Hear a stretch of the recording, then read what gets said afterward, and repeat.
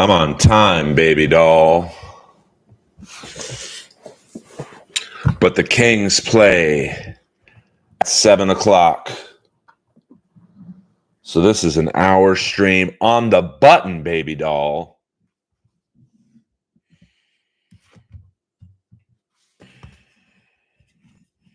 It's a nice, friendly stream. I'm going to try my energy drink, Cherry Rush. We're in the middle of 31 days of the Earlverse in the flesh. And I'd like to thank my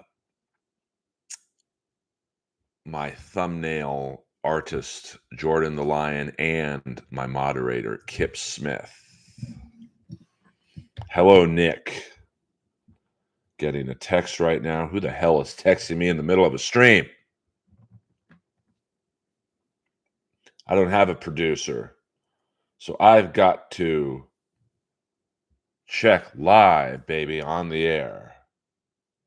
Kongzilla. Looking good. I was out and about on the streets of comedy, baby doll.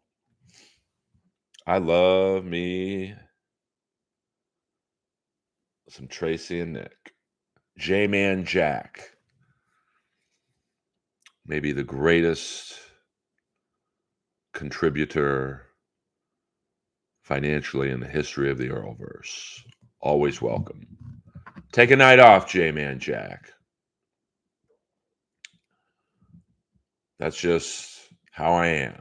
Secret Snake. You know, it's an hour stream. Kings got a big game with the Calgary Flames. And I'm getting messages for the Hackamania poster, why I'm the fattest guy on the poster.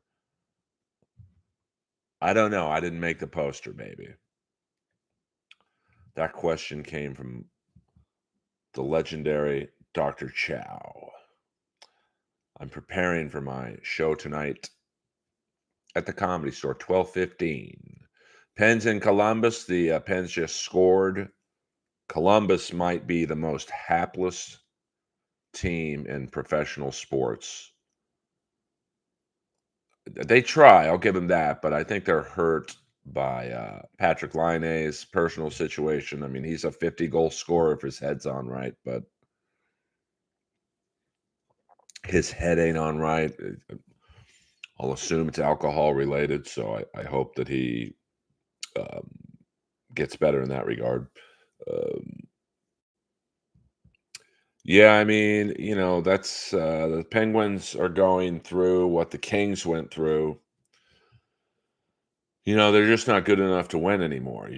But, you know, the fans would probably revolt if they traded Crosby, Malkin, and Letang.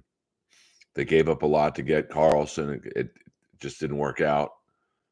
And they got no fucking prospects. So you're going to see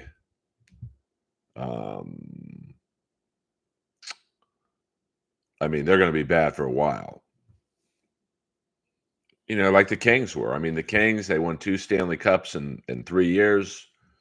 If Slava Voinov doesn't allegedly hit his wife and he gets suspended for life, basically, the Kings had to use some prospects and draft picks to trade for Robin Regehr, and probably played Robin Regehr too much because he was an older guy. You know, one guy's hitting his wife, you know, obviously he's a horrible person.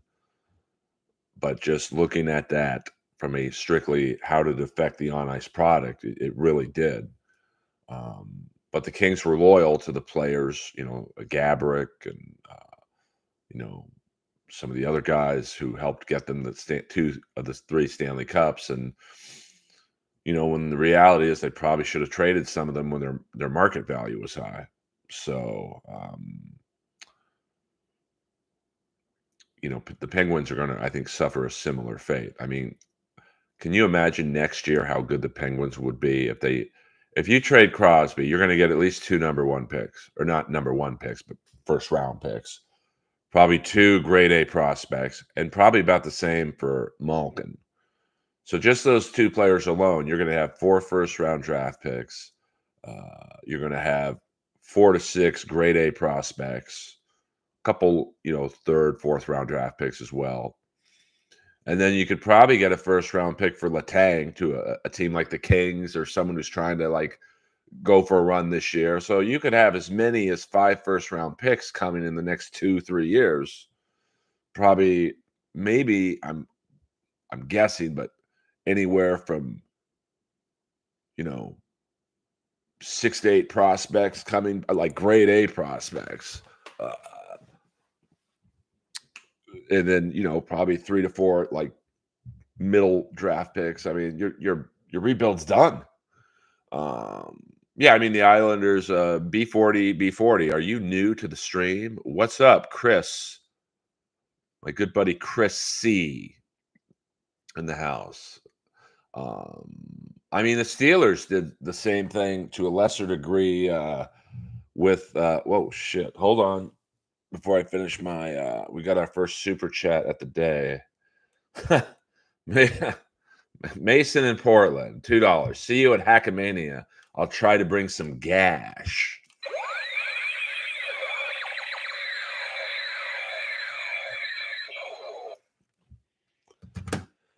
Now, you guys know I'm kidding when I'm talking about women as gash or tuna fish. I'm just kidding around. I will be at Hackamania. You can buy your ticket at Hackamania using, let me see what the promo code is. Now, if I had a producer, I would be able to. The coupon code is Earl for Hackamania. You get 20% off, so the tickets go back to regular prices. And versus if you don't say Earl, you just pay. I think it's $129 now or something. So you do save a few bucks. Johnny Zapp, a Johnny Zapp reference. We're less than a little over 5 minutes, and we get our first Johnny Zapp reference. Always welcome in here. What's your average demographic on this stream? Well, I don't really know how old any of you guys are. I would say 80% male, white. I would guess between 30 and 50. The comedy fantasy camp, Chris. I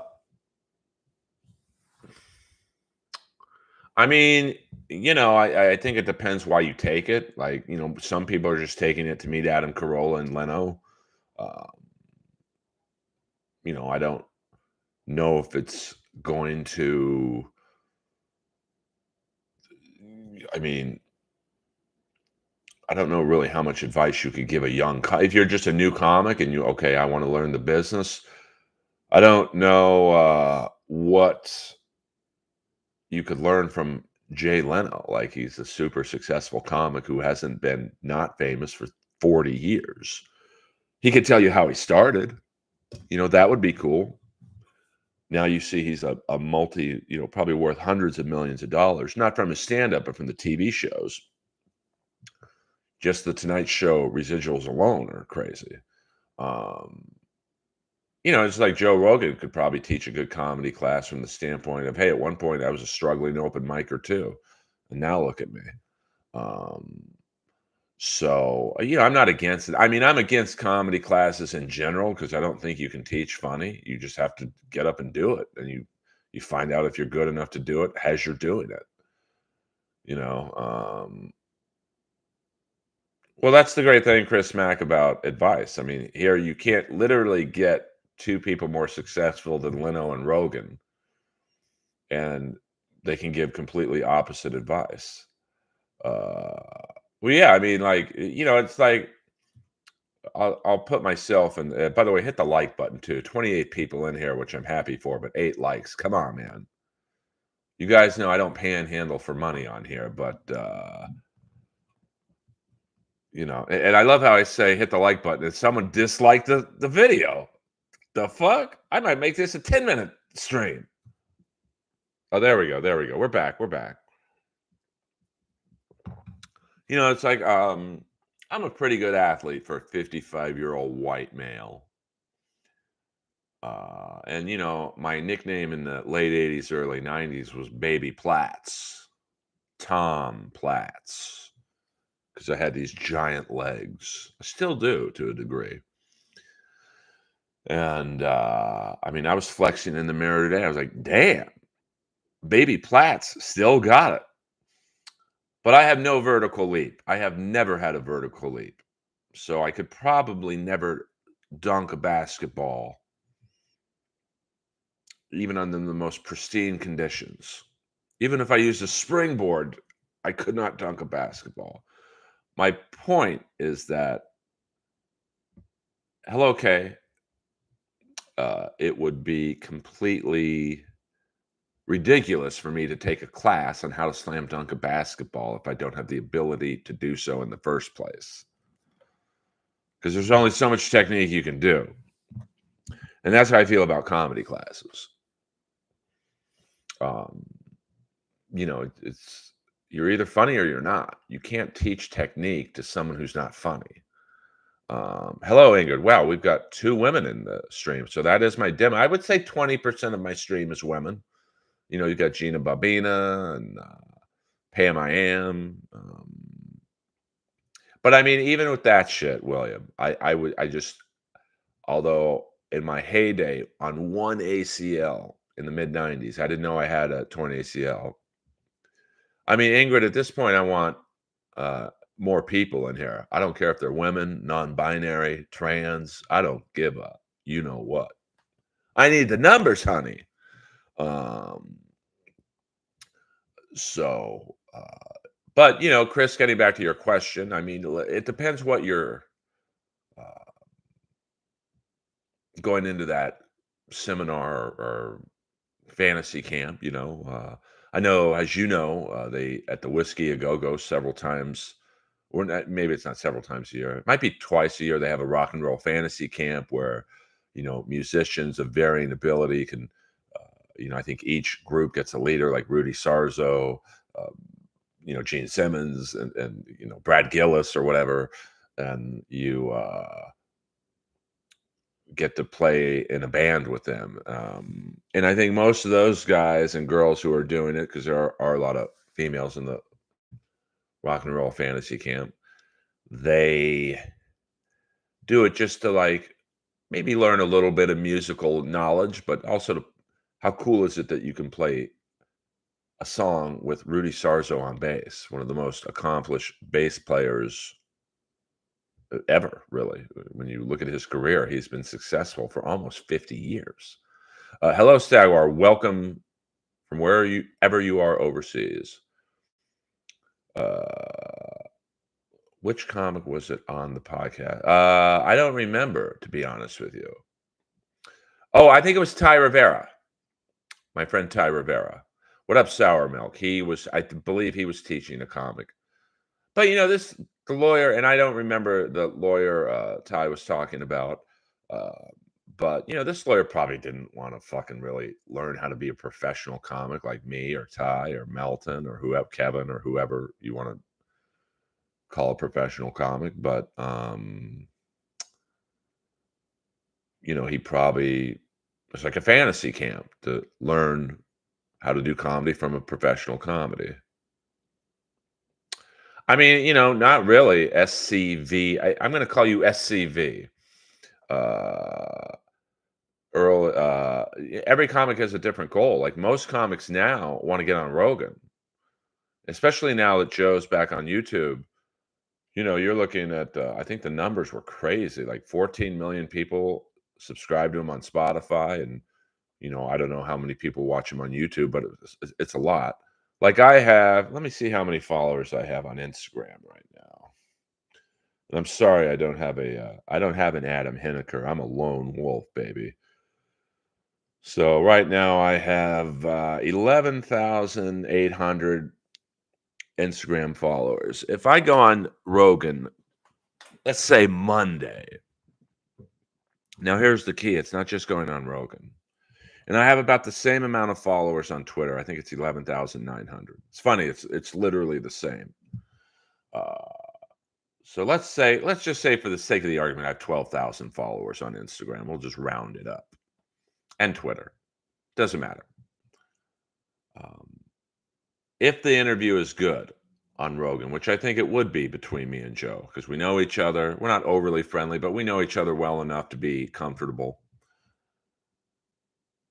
I go from 12,000 followers on Monday to 50 to 100,000 followers on Tuesday. I mean, you're not going to get that doing a late night spot on Conan, or not Conan's gone, but like the Tonight Show, or um, something like that. And then the benefit, and that's only if it's a good interview, because there's people who've gone on Rogan where it wasn't a good interview and they got maybe a couple hundred followers. Um, so, I mean, a lot of comics want a Netflix special, but they're hard to get if you got no juice behind you. If you do Rogan, you got juice behind you. Oh, okay. Sorry about that. You can talk about the Dabbleverse, but I don't know. I guess Adam's leaving MLC or something. Uh, Wait, yeah, but I mean, the odds of getting your own late night talk show are pretty low. I mean, Kimmel's not going anywhere. Um, Fallon's not going anywhere. I mean, Taylor Tomlinson has At Midnight. Um, so, I mean, you know, it can't happen, but it's, yes, Ty and Melton are mortal enemies. Um, So, I mean, my followers, I think you can go on Social Blade and check your followers. I think both on Instagram and Twitter, my I have 94% realness, which is pretty good. I think was it about a year ago, Twitter got rid of a lot of fake accounts, and I probably lost 700 or 800 followers, but I'm glad. Um, I mean, obviously, the point of me going on Instagram, making a post and say a story, or Twitter, hey, I'll be at the Comedy Store tonight. If it's a bunch of fake accounts, it does me no good. Um, I probably gained, to be honest with you, probably about 200 followers from Corolla. And it was a good, I think not the problem. I would absolutely go on Corolla again. Is there's two guests on Corolla, like the night or the day I was on it, you had some Swedish scientists. So you kind of split. Um, but I had good chemistry with Adam, so I would love to. I mean, you can sell anything on Rogan. Like, if I had a special, like I'm self-funding my own special. Uh, but if I could get on Rogan to promote it, that would make it worth it. Because I'm probably going to, obviously I would love to be on Netflix, but as of right now, I would put it on YouTube, and obviously it's like a stream. You pay what you like, So some people might uh, PayPal me $1. Hey, this is what I think the special's worth. Someone might PayPal me $100. It's literally whatever you think the value you're getting from watching my special. But Netflix is just gives you. I mean, YouTube gives you access to a lot of people too. But I think that's where most comics put their specials now, are on YouTube. I think Ari Shaffir was like the benchmark for that, where he made a lot of money in his last special because obviously he has a huge fan base and uh, a regular on Rogan, so that helps. But yeah, I mean, my stories are real. That's the thing about me, Sour Milk. So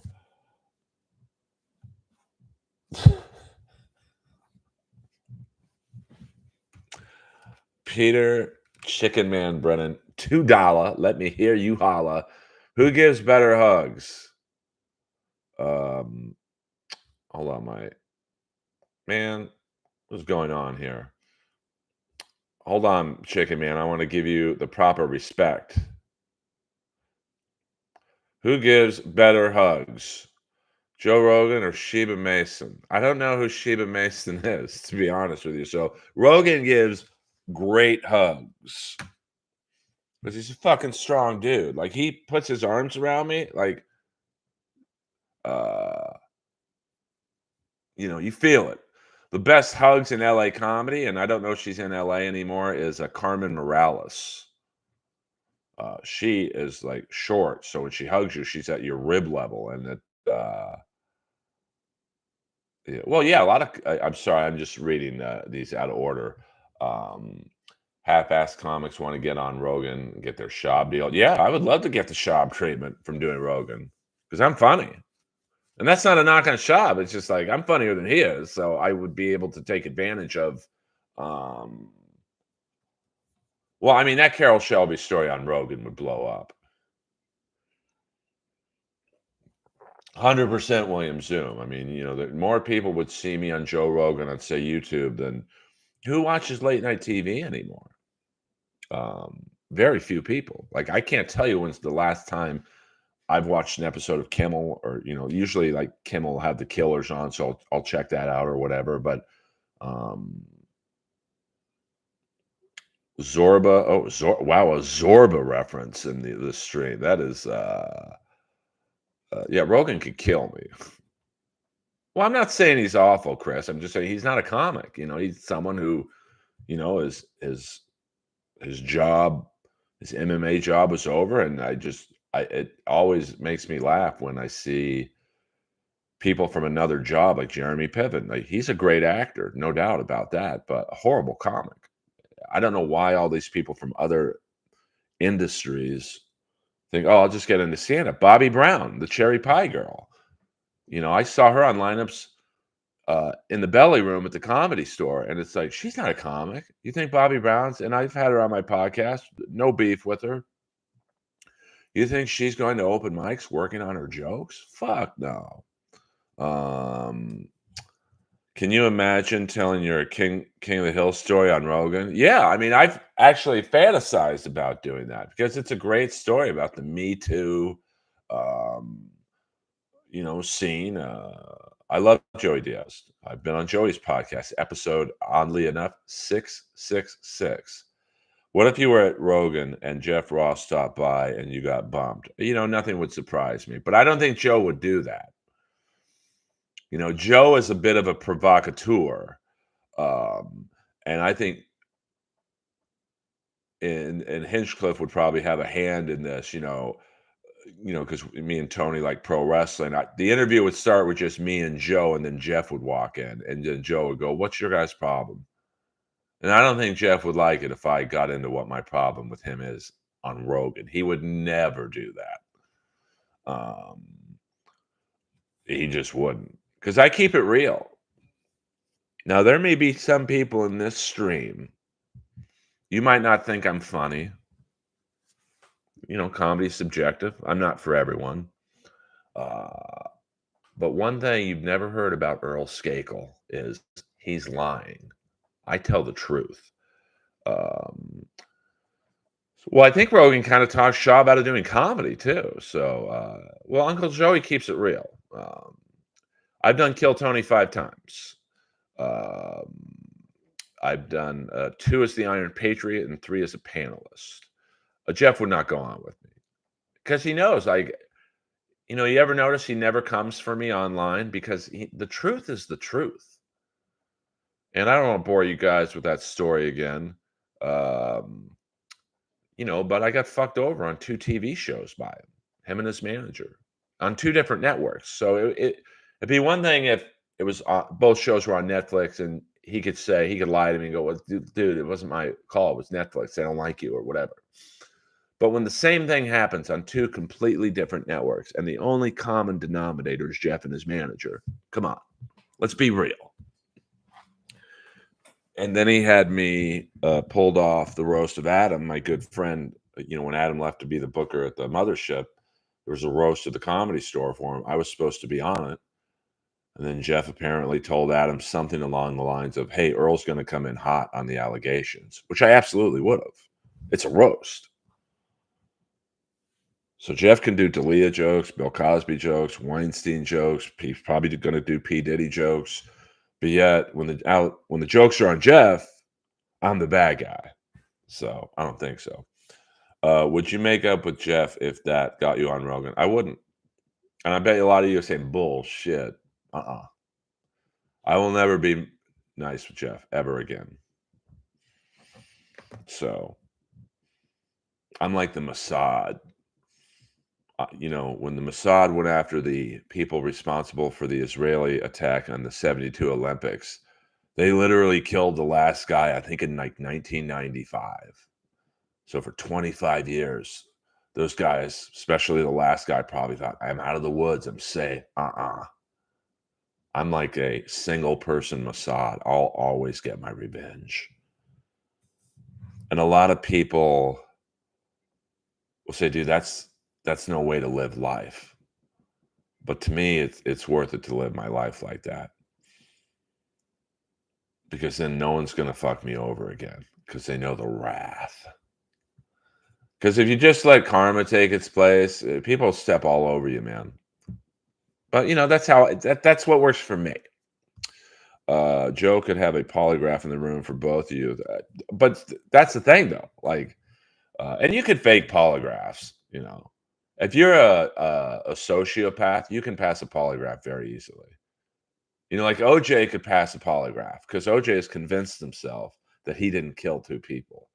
So when you ask him a question, polygraphs rely on your nerves.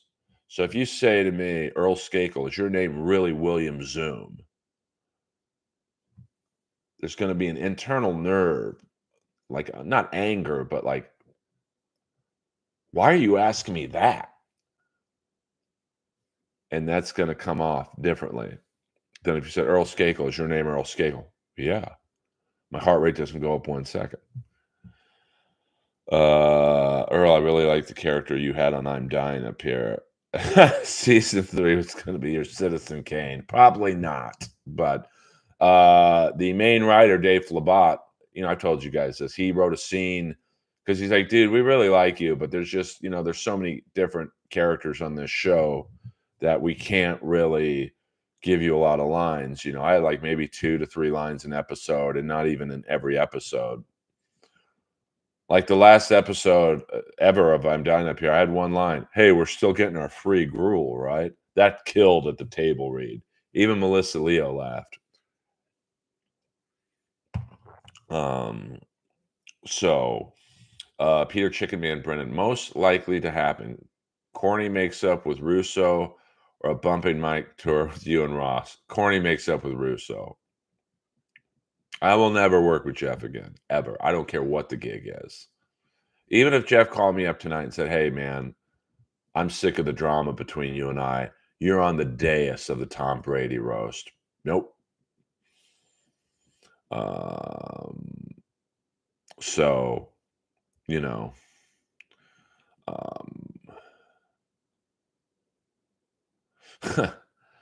well, I don't want anyone to get killed, but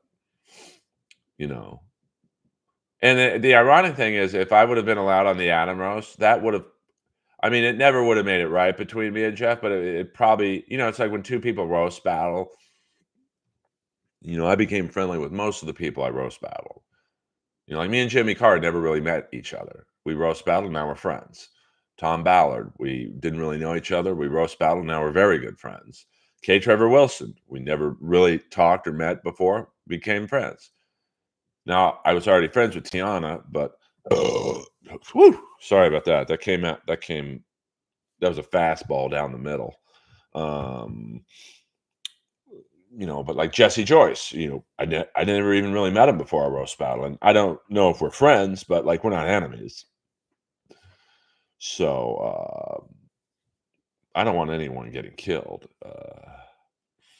Yeah, that's a Skakel classic. OJ's innocent. Nicole and Ron committed suicide. Let me see if I missed any good ones. You take a nice photo as well. Thank you. So that's my take on, and I know Ted DiBiase, we all have a price. There's no gig that I would ever go, okay, I'll be friends with Jeff again.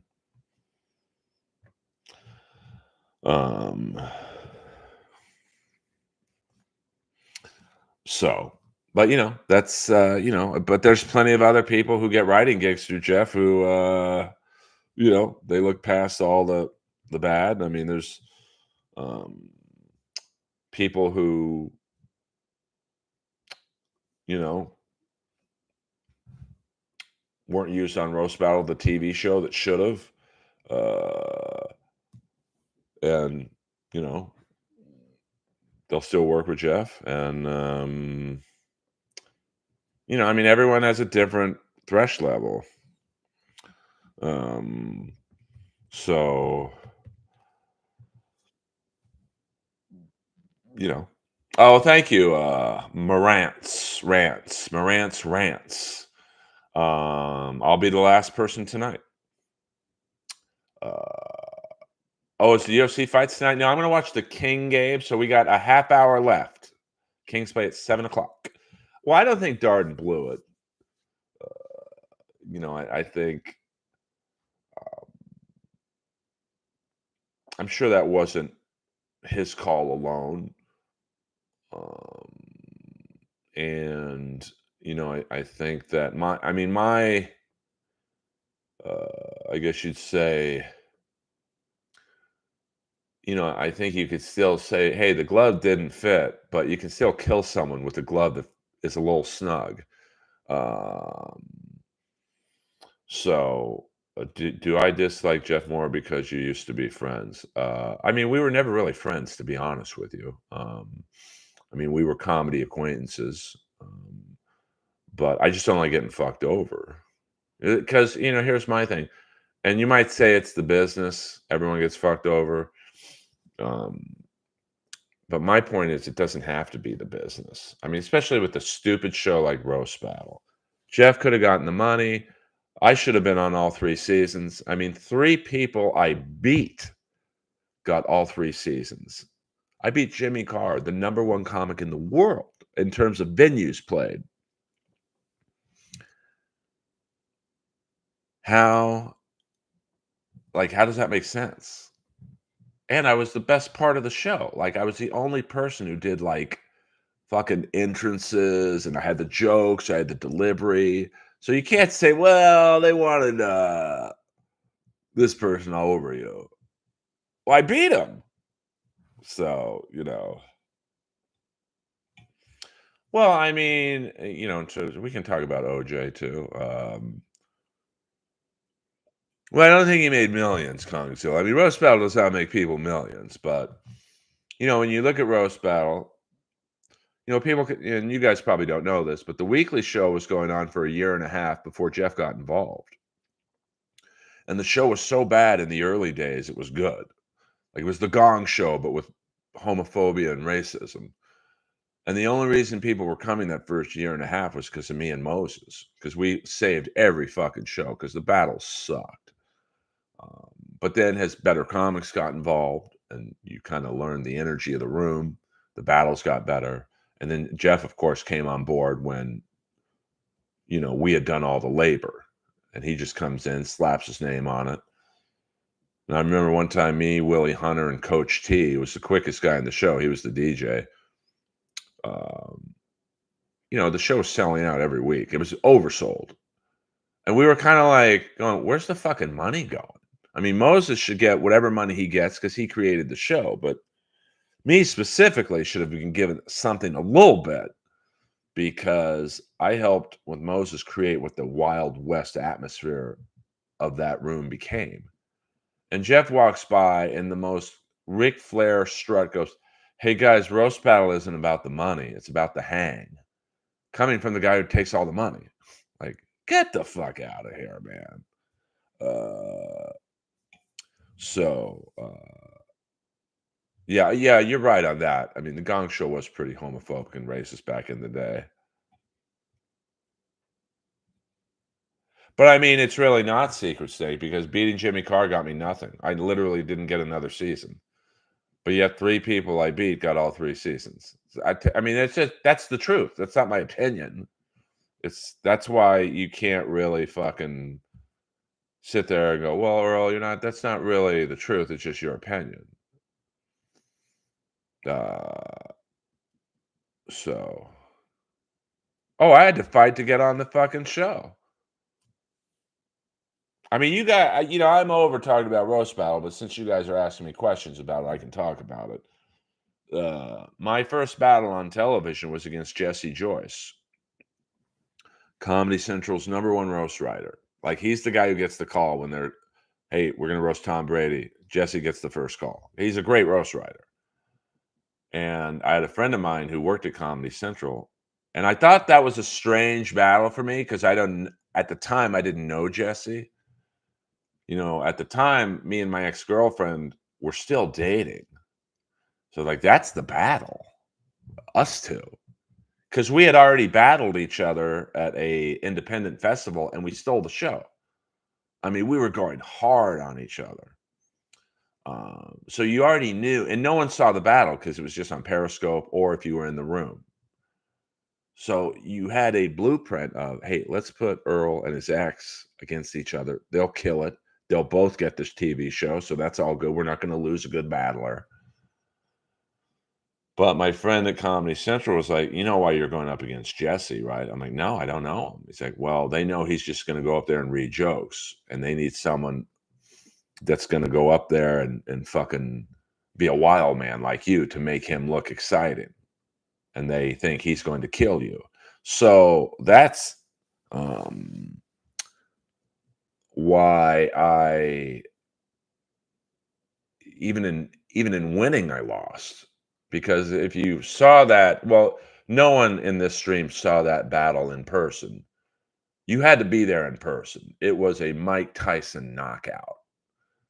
Because I knew Jesse, he's a wordsmith. Like, his jokes are very eloquent, and they're not just one joke like, hey, you look like, Weird Al Yankovic fucked Max Headroom. He's going to go deep, 4, 5, 6 sentence jokes. And I knew that. So I made him go first because I knew his first joke would be super long. And it was so long at one point, Rogan interrupted him like, hey, bro, that's like 2 or 3 jokes. Your time's done. And I'm just sitting there going, this is perfect. I mean, it's literally the perfect. I forced him to go first because I knew that would happen. And then my first joke was, wow, Jesse, that joke was so long. It was longer than your first marriage. And it killed. But if you watch the TV show, now I don't know if Jeff had anything to do with this, but Comedy Central was not happy that I was an unknown comic was embarrassing their best writer. If you watch the TV show, they piped in laughs for him. Versus the one joke I told against Jimmy Carr that bombed, which it absolutely did, they showed that shit in slow motion. So when I beat Jesse like I beat him, I remember Jeff and Comedy Central executive called me and, hey, do you want to do roast battle? Yeah. I mean, they basically had to use me. I mean, I forced them to use me, which is like, why the fuck am I forcing my way on a show that I helped build? So right away, I had an edge to, I'm about to get fucked over. And then my same friend who still works at Comedy Central, the brackets come out. And I'm sitting at home. I'm sitting in this desk. I don't know what I was doing. I think I was trying to write jokes or whatever. And he's like, you're being punished. I'm like, what are you talking about? He's like, go on the Roast Battle website and see your bracket. And in my bracket was Jimmy Carr, Tom Ballard, who in the untelevised season, most people would tell you beat Jimmy, but Jeff rigged it for Jimmy to win. And then my friend Christy Cielo. And you look at other people's battles, Hinchcliffe got Mark Norman, who never battled before. Mike Lawrence got Ralphie May and Miss Pat, who had one battle between them. Another person had 3 people in their bracket who'd never roasted before. And it's like, how come I'm the only one with, what would have been like remotely fair is, hey, Earl, you get Christy Cielo in the first round. You should beat her because she's kind of new to roast battle. And then your second battle is going to be either Tom or Jimmy. So we want you to have at least 2 nights on the show. And another thing most people don't know about is before my first 2 battles, I would get an email from Comedy Central. I think it was an executive an production assistant. Hey Earl, we really appreciate you. We wouldn't be up here without you. But if you lose tonight, you go home tomorrow at 8 in the morning. Oh, and I don't think it would have cost Comedy Central, $1 billion network, much money to have me stay the whole show just as a thank you, even if I lost in the first or second round. So then I started keeping track of people who lost in the first and second round, and no one was made to go home. So why the fuck am I the only one? Really, outside of Moses, the only one responsible for this show getting on this fucking TV. And I'm being told I'm going home if I lose. Like, fuck that. So, it's not like it's just one thing. And I don't want easy battles. Um, but if everyone else is getting one, I want one. And you look at like when I quit roast battle, the last 3 or 4 people I challenged. I challenged Alex Hooper when he was the LA champ, Pat Barker when he was the LA champ, the dude in New York who was the dual champ, but he was a complete fraud. And I challenged Jeff Ross. So it's not like I go after lightweights. So that's why I'm so still fired up. Crispy Chicken and House said, "Damn, Dr. Nova, you are coming in hot with the references." Uh, yeah, it's still raining, but it's lightening up. Well, I think the better comics on Roast Battle, which there weren't many, uh, it's very generic. You look like, blah blah blah. Certainly some of the better jokes against me were not Earl. You look like. I mean, I remember, like Sarah Tiana's jokes against me were really clever and funny, and she didn't do one. Earl looks like. Um, Peter Chicken Man Brennan, word on the street is that Ray taught Joyce the art of the roast. Well, uh, I think Jesse Joyce is the best roast writer that's ever done a roast battle, but roasting and roast battle are two completely different things. Roast battle roast battle, let's be honest, it's nothing more than skilled bullying. Let's call Earl old before he calls me fat. Was Sarah Tiana the best roaster? I believe so. Um, because a woman has an advantage, I think, in roast battle. When you take, like me and her are probably pretty even in terms of roast battle. But, I had to navigate around calling her old or fat or whatever I was going to say about her because Sarah Silverman was the judge, along with Jeff, and she's managed by Sarah's manager. So I knew Sarah, I think it was on the James Franco roast. She didn't like being called old or fat. So I knew I couldn't take that angle with Sarah, Tiana. So I decided to go more cute. And, the jokes were good, but they weren't like heavy hitters.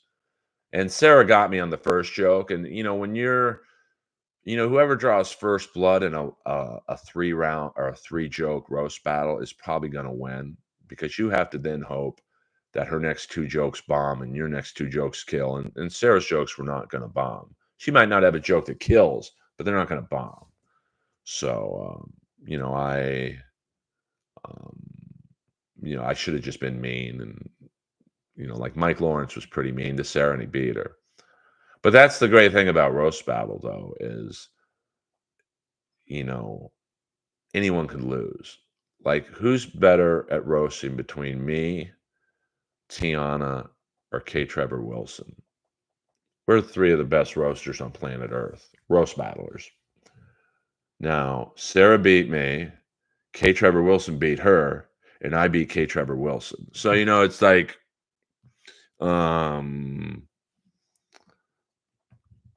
it's one of those things that,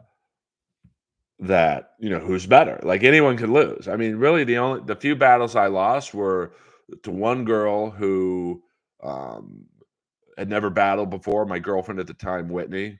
And then who else did I lose to? Lost to another girl, and then I lost to Robin Tran. Gaylord that would be a tough one, but I would say Gaylord Dangler. When are you finally getting Bruce Kulick to I mean, I don't think Bruce really likes me, to be honest with you, because we had a beef that really had more to do with my ex-girlfriend and Bruce than me, but I kinda got roped into it, and it was all over a fucking watch. Like, Bruce had left his watch at my ex-girlfriend's house, the one who still manages Motorhead or co-manages Motorhead, and Bruce wanted her to come bring it over, and Bruce's or my girlfriend at the time was like, "I'm not a fucking servant. You can come over and pick it up." And then I think Bruce thought I stole the watch, and it was like a Casio. It's like, "Bro, I got 5 Breitlings. I'm not stealing a Casio." So, it's a little weird between me and him still. So, I don't think that No, I don't like having guests on the live stream, to be honest with you. Um, I'm trying to make my stream different.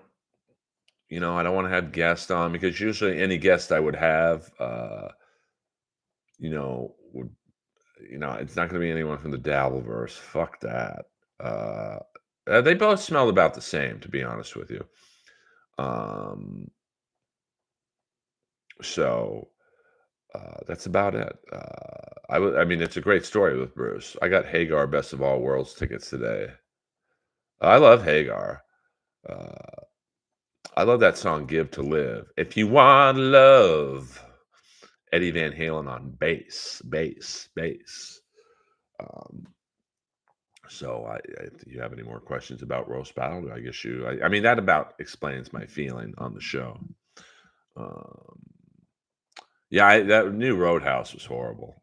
It lacked the charm of the original one. I mean, you could tell the original Roadhouse was a low budget.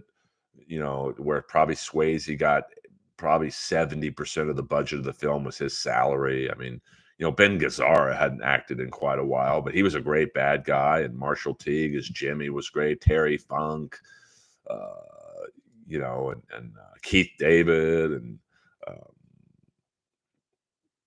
you know, most likely to happen. My brother do a podcast together, or you and Ross guest hosts on Two Bears. Definitely Kevin and Neil. There's nothing ever uh, that would have me and Jeff together again. Because there's really nothing he could say to me.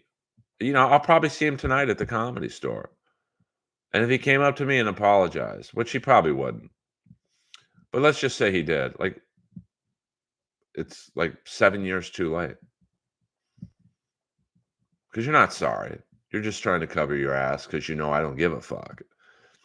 And I'll say whatever's on my mind. It will be the truth, but I got no filter. So, it's just one of those things that, there's nothing, it's like cheating on someone and going after you get caught, go, "Hey, I'm sorry, my bad." But you never would have apologized if you got caught, if you didn't get caught. So I don't need a fake apology.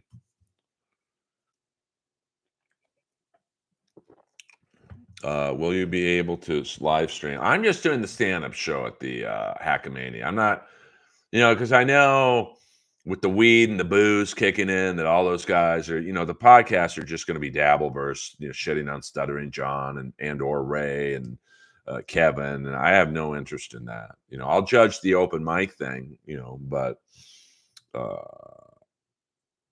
what up, Rebel? What up, Rebel? Well, it was just too. Roadhouse was just. Yes, I am doing Hackamania because I can drive to it. And a lot of people DM me, "How can you do Hackamania but not want to talk about the Dabbleverse shit?" I'm going for the stand-up shows. Because Vegas, although it's not a great comedy city, there's a lot of shows, so I can do my set at Hackamania and go then drive to the Rio and maybe get a set in at the Cellar, or maybe a guest set at Brad Garrett's. Um, you know, Wise Guys. There's like 5 clubs I could do a guest spot on. So I go where the action is. You know, So, you know, I don't really care about the other stuff that's going on. Um, I don't think Danish or O'Neill know anything about the Dabbleverse. I mean, the Dabbleverse, it seems like it's a huge world of the internet. It's really not. Most comics at the Comedy Store have no idea what it is. Maybe me, Josh Potter, and man, that's about it. I don't play ball hockey as much because, like I said, I think yesterday, it's in Garden Grove, which is about a 45-minute drive with no traffic.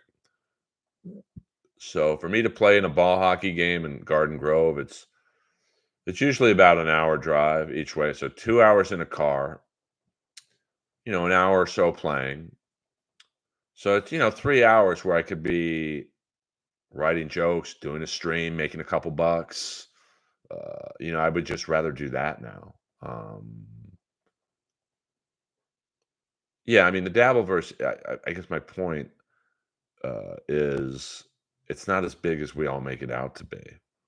No one knows virtually who Stuttering John is. No one knows who Ray or Pat or me or Carl is. I mean, Kevin might be a little known just because of his obvious association with his brother, but like no one knows who Steel Toe is, like regular comics. Um, no one knows who Chad is, and I myself included. I mean, I'm known a little bit because I've been on TV more than most people in the Dabbleverse, but like it's not like I'm famous or anything. Yeah, it's good to be. It's like a group. Long story short, Chris, it's a group of podcasters who all shit on each other. It's very pro wrestling, but like pro wrestling, there's a reason WCW started beating WWE in the ratings because people were sick of the same matchups in WWE. So, oh, yeah, Ric Flair's taking on Sting. That's never happened before. Let's watch that. Whatnot. Oh, Hall and Nash go to WCW. Oh, we've never seen them go up against Hogan. Let's watch that. And it's the same thing with the Dabbleverse. It's like, oh, Kevin's shitting on Chad. We've seen it. Chad's shitting on Steel Toe. We've seen it. Carl's shitting on Chad. We've seen it. Um, Shuli's shitting on, MLC. We've seen it. The Win by Two guys are shitting on, Melton. We've seen it. So.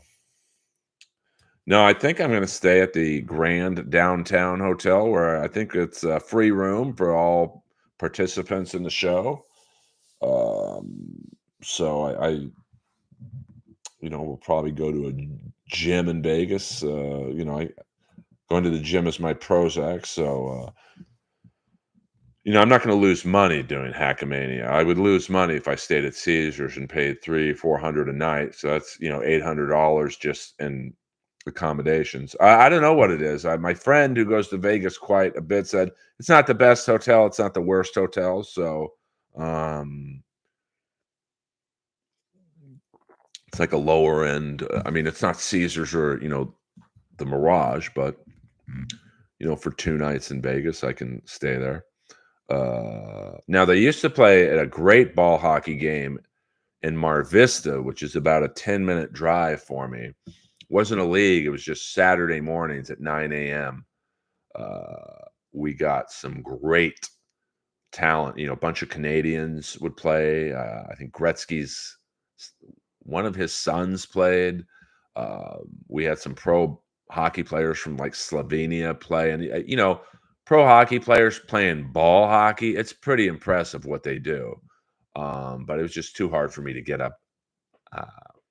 Hackamania, I believe, is at the end. No, Gretzky's brother or son or some relative of Gretzky. Maybe I forget but he would bring his Russian friend who was like a pro hockey player from the KHL, and to see a KHL player playing ball hockey, pretty cool. Hackamania is at the end of May in Vegas. If you use the discount code Earl, you get 20% off your ticket. There was an early bird special to buy tickets, but that has passed. So now the tickets, I think, are $129. If you go on the website for Hackamania, it explains everything. But if you do buy a ticket, or if you haven't bought a ticket, you're thinking about going, use the discount code Earl and you get 20% off. Hey, Earl, I started watching the Miami Michael Mann produced Tokyo Vice. Well, I love, there's really not a headliner, to be honest with you. I mean, the comics on it, as of now, I think are Melton, Ray DeVito, Pat Dixon, myself, Carl. I don't know if Carl's doing stand-up or if he's just going to be there. I don't. I've never actually spoken to Carl, so I don't know if he's just a podcaster or if he does stand-up or whatever. And I think a lot of people from the Dabbleverse are going. I think Dr. Chow said he's going. Maybe he's going to perform. I think KB is coming just to watch. And I'm sure maybe some Vegas comics, I'm sure will be in attendance. I think Alex Ansel, aka Kool-Aid, is going to be on the show, from what I've understood. So, I mean, there's a lot of shows in Vegas for stand-ups to do. You know, there's the Dirty at 12:30 at I forget the name of the hotel, the Strat. No, I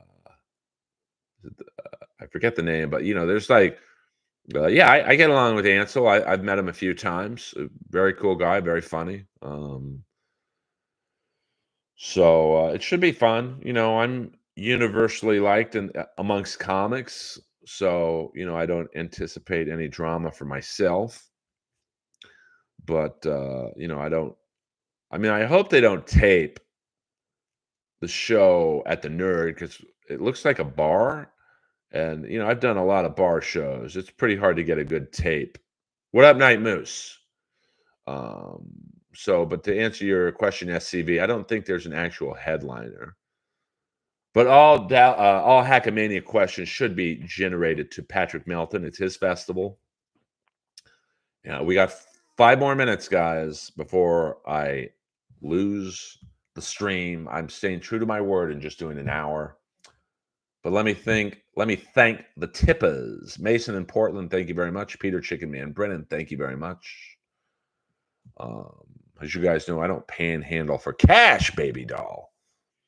I say I'm going to do an hour stream. I do an hour stream. Yes, I will be wearing leather pants, of course. Love you, Chris. Always a pleasure. Chris, do you have anything you want to plug in the stream? A website or a podcast? Please do so. And that goes to all of you. If you guys have something you want people in the stream to listen to, please do so. I've done Chris's podcast festival in Nashville. It was a great time. Yeah, listen to the Decibel Geek podcast. It's really Chris is awesome. And you know, I had a blast doing Plug Your Ass. Okay, I knew that was coming. I should have known that was coming. Pew! Hello. But the Decibel Geek podcast, if you're a big 80s music fan, there's tons of great interviews. Ace Frehley and many other people from that era. So check out Decibel Geek podcast. Watch out for the dangerous pussy. I'm not going to Vegas to get pussy. But you know, you never know. I'm asexual right now. I'm off the market.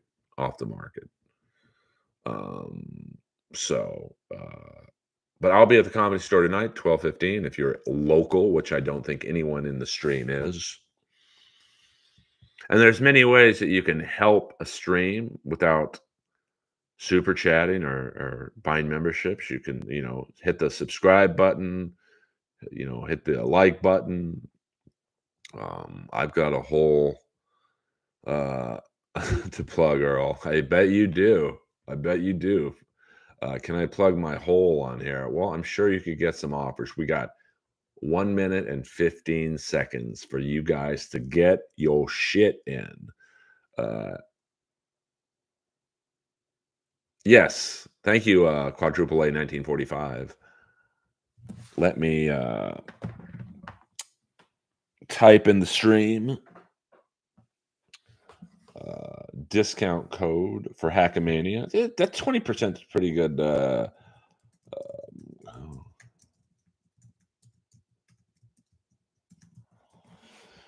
I just played some 80s new wave. I like 80s new wave. The Cars. I don't mind you coming here and wasting all my time. 'Cause when you're standing oh so near, I kind of lose my mind. Yeah. It's not the ribbons in your hair. It's not the perfume that you wear. I don't mind you coming here and wasting all my time. It's my tribute to the great Benjamin Orr. Thank you very much. Thank you, Sour Milk. Tomorrow night, I'll be streaming at probably about 5 p.m. This seems to be a decent time to stream for me. And I thank you guys for listening. Thank you for the tippers. Much appreciated. Um, I don't have a delusion of grandeur that I'm going to be rich streaming on here, but I do appreciate, hitting the like button helps. Subscribing if you haven't subscribed to my channel, that helps. Lois will not be going to Vegas, to be honest with you. You can fire in some last minute questions, but I will probably leave Lois with Gail. Um, so I don't really like Vegas, to be honest with you. I think it's a horrible city. It's just a bunch of fucking drunks and degenerate gamblers. Um, Lois is with Gail right now. Unfortunately, I don't think her cough is ever going to go away. She does have a heart murmur and some other health issues, but me and Gail, for exes, we get along very well. I get along with most of my exes, as you guys know. Maybe not the last two, but that's all right. We don't have to talk about that. Well, I just get bummed out when I go to Vegas. Like you walk through the casino and you've got all these fucking old people betting their social security checks, just going like that, and all these fucking losers wearing affliction shirts, like doubling down on 20. Get the fuck out of here. Uh, yeah, I mean, me and Lois, or me and Gail, we, hey, you want to take her for a month or two? And yeah, I'll take her. And then, when Gail goes home to Pennsylvania, I take her. And then when I went to Austin, Gail took her, and it works out. We get along very well. I mean, we're not like best friends or anything, but for exes, we get along pretty well. And we'll, even after Lois goes to heaven, we will probably still communicate. Maybe not as often as we do now, because most of our communications are about Lois. I mean, I don't want to know what guy she's fucking, and I'm sure she doesn't want to know who I'm doing whatever with. So that's good. So, all right, guys, I went 2 minutes over the time I said I would. Seems like the questions are all answered here. It's an open stream. We can talk about anything. Want to talk about roast battle tomorrow? We can talk about it. But I pretty much said all I have to say. I even answered all the Jeff questions in the stream. And I went against my rules saying all Jeff questions are $100. But I love you all. You guys are proud and OG members of the Earl Army, brother. I'm off to watch. Yeah, happy Easter to everyone. I don't celebrate really. But if you're a Catholic or whatever, Jewish, have a good Easter, whatever. And I'm off to watch the Kings take on the Calgary Flames. Congratulations, last game that Arthurs Kaliev scored a goal again. Sorry about that. My bad. This is starting to kick in again. Earl Skakel over and out. I appreciate you guys.